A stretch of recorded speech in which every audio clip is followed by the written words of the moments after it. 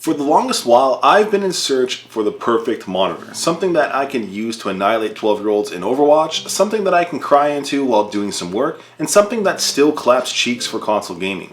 And while the new Alienware offering isn't quite perfect just yet, it's still actually unreal how far gaming monitors have come over time, and I truly do believe we might be close to the peak of 4K gaming displays. But when you do take a look at the absolute top end of the current monitor spectrum, it's hard to believe where else you can go from here. And to understand how this monitor is in that whole mix of things, it's best to look at the actual specs. In this case, you've got that 32-inch 4K display, which is a QD-OLED panel at up to 240Hz refresh rate. And I will touch on that QD-OLED panel shortly because it is a little bit different than just a normal OLED display. Still, this display does have a 0.03 millisecond response time while gaming, and it supports both AMD and NVIDIA FrameSync technologies. For ports, you're definitely going to be covered, especially if you are a PC gaming purist. For anybody else who does like console gaming, or if you're a productivity wizard, there are a couple things here that would be missed. What you do have though is a DisplayPort 1.4, 2 HDMI 2.1s, 3 USB-As with upstream, as well as 1 Type-C port. The only downside here is that that Type-C port is only for charging or any sort of accessories and peripherals, but it is still nice to have. For the productivity kings and queens out there, you won't have that Type-C display connection, so you will need to rely on some sort of hub if you do want that one cable connection. And noticeably missing here, which is a huge bummer for me specifically, is that there's no audio jack. For my console players or anybody who simply just wants to hook up speakers direct to your monitor, especially if you want it to work for every single input, you are straight out of luck. Ports aside though, why is everybody so hyped up over these 4K 240Hz OLEDs? Honestly, it just comes down to this practically being the current end game for monitors. Again, until high refresh 8K gaming is a thing, anything after this would simply be a cherry on top. The resolution and refresh rate of course are perfect for the gamers, and the 32-inch display size and color coverage is absolutely dope for both creators and productivity. Not to mention the QD-OLED display is simply one of the best looking types of panels, period. Speaking of which, that QD-OLED panel I mentioned is going to be quite a bit brighter than just regular OLED panels. Now there is going to be a whole lot of technology behind that somebody smarter than me can definitely explain a little bit better, but whatever the case is, if I am getting a brighter OLED experience, I'm happy. And personally, I don't really have a way to measure this either, but having used regular OLED panels as my daily display, this is definitely brighter. Not to mention, this monitor does have that glossy finish, which has been by far a well-coveted feature for OLED displays. It won't be as glossy or reflective as like an OLED TV, but it is going to be that happy middle ground between diffusion and glossy. This specific display coming from Alienware does have a slight 1700R curve, which is actually pretty useful for people who are considering using this for competitive gaming, especially since it is a 32-inch display. And personally, as somebody who plays a shit ton of PC games alongside both my creative work and night courses, I really do get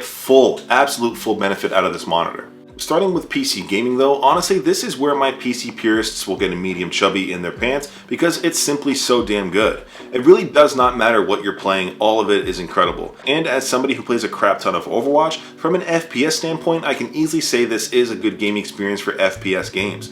I even recently upgraded my system from my tired ass RTX 2070 setup to this 4090 pre-built just to test out these new monitors, and so far I'm extremely impressed. Now before you roast me for buying a pre-built PC, yes I know building one is probably cheaper and it would probably be better, but in short I'm going to be talking about this in an upcoming video. Really, I just don't care to build a PC like I used to. But even in my situation, most FPS games are going to be less graphically intense, so I am hard locking a solid 240 FPS while gaming. Even if I do want to turn up my graphical settings, everything is still perfect. And honestly, I'm still beating off every single person in every single lobby. And sure, a 32-inch display isn't ideal for competitive gaming, but still you are getting full FreeSync G-Sync benefit alongside that 0.03 millisecond response time. Even outside FPS games, jumping into my all-time #1 favorite game, Red Dead Redemption 2, it's an easy flex taking in the full fidelity of this 4K display alongside all that HDR performance. If you haven't played Red Dead Redemption 2 yet, I cannot recommend it enough, especially if you feel like crying.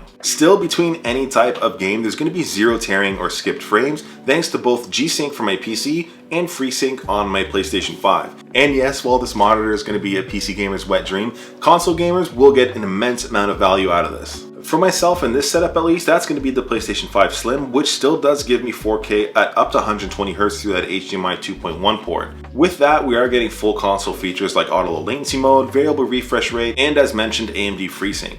And while I absolutely wreck people in Overwatch on PC, I really do get dunked on in Call of Duty by these cracked ass anime protagonist 12-year-olds. For me, I'm practically playing Respawn Simulator, but what can you do? Even still, once in a while I do pop off before going back into hibernation. HDR wise though, similar to PC, the spec sheet does say HDR 400, whatever the hell that means in the grand scheme of things. Either way, my go-to is definitely going to be Cyberpunk 2070 when I do want to check out HDR, and it looks insane. I did mention before though, you're not getting that headphone jack, which is a bit of a bummer, so you'll definitely want a good headset to plug into your controller or a compatible wireless audio option. Still, this monitor is a treat for just about any game you play, regardless of PC or console. But let's just pretend you're like not a gamer. Is this still a good monitor for any sort of productivity or creative work?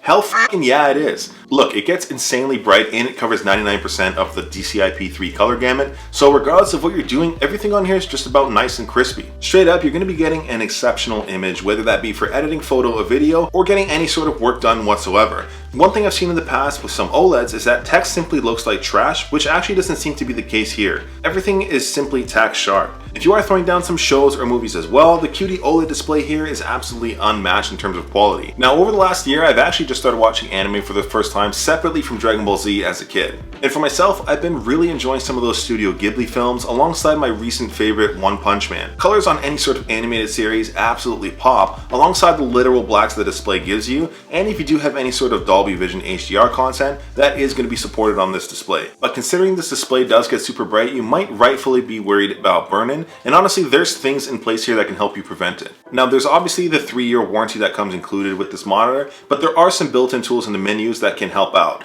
You can either run a pixel refresh, which will take about 6 to 8 minutes, or an entire screen refresh, which will take about an hour. I don't really know what the difference is between those two, but they are there if you want to use them. And outside of that, I do want to talk about a couple things in the menu you might find useful. For myself, that just comes down to like 2 things. The first is probably going to be the picture-by-picture feature, which does allow you to throw up multiple sources on your screen at once, and I'm actually one of those weirdos that uses this feature daily. I can see this being pretty big if you do want to throw down some games while working at the same time. Second is actually just being able to customize the RGB lights on the back of the monitor, since I'm not much of an RGB lover. For me, it's just nice to be able to set a solid teal or something else. Coming down to how the rest of this monitor looks, it does have that super gamer aesthetic. Personally, I've never cared for gamer looking tech, and the stand itself is absolutely massive, so I'm not really a fan of how this thing looks. Still, I did opt to throw this up on a monitor arm over top my Grove made shelf. Still, if you do want to use the stand, just know it takes up quite a bit of space, so you might want to scoot back just a little bit if you can. Apart from that, the bezels are a little bit chunkier than I've seen on recent OLED displays, and there is a branded Alienware chin. Still, it's not super bad overall, and in truth, while I don't dig how this monitor looks on the front end or the back, it really does nothing performance-wise, so I don't really care. So with all of this in mind, who is this gaming monitor for? Honestly, I think it's for the PC gaming purist or somebody who just wants a dope-ass monitor to grow into. The performance on this display all around is simply incredible, and as mentioned, until high refresh 8K gaming becomes a thing, I'm pretty sure this is near endgame. For somebody who might be an absolute hardcore competitive gamer, while this display is beautiful, you might likely want a smaller display at an even higher refresh rate. I think Alienware did make a 27-inch 1440p model with 360Hz refresh rate. That one I think actually looks pretty sweet. Still, this monitor is just about bang on for majority of gamers. Even if you can't drive 4K high refresh yet, it's definitely something to grow into. Even if you're not a gamer, there's actually a whole lot to be had with this monitor, especially if you're somebody like myself who, yeah, sure, I love to game, but I also love to get work done, and this is a great option for that. Not to mention, this monitor still kicks ass at console gaming, but I would love to hear what you guys think down in the comment section. Appreciate you guys hanging out till the end. Till next time.